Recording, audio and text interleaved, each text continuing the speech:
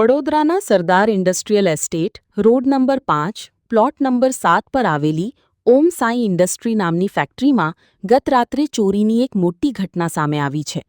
ફેક્ટરીના માલિક નિમિષકુમારના જણાવ્યા અનુસાર વહેલી સવારે 4 થી પોણા 5 વાગ્યાની આસપાસ તસ્કરો ફેક્ટરીમાં ત્રાટક્યા હતા.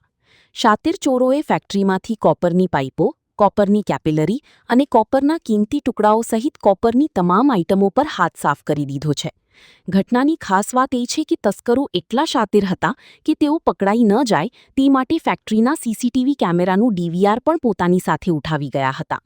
જો કે આજુબાજુની અન્ય કંપનીઓમાં લાગેલા સીસીટીવી કેમેરાના ફૂટેજ તપાસતા શંકાસ્પદ આરોપીઓ ફેક્ટરીની દિવાલ કૂદીને અંદર જતા અને સામાન ચોરીને બહાર લાવતા નજરે પડ્યા છે.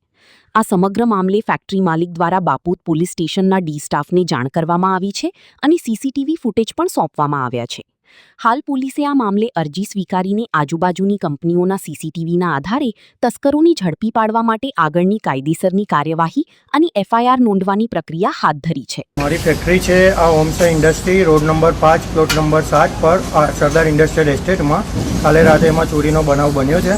કોપરની પાઇપો, કોપરની કેપેલરી, કોપરના ટુકડા, કોપરની દરેક આઇટમો મિસિંગ છે. એક પણ વસ્તુ અત્યારે કોપરની મારે ફેક્ટરીમાં અવેલેબલ નથી. બધી જ વસ્તુ ગાયબ છે અને સીસીટીવી અમારા કેમેરાનું ડીવીઆર પણ કાઢી ગયા છે.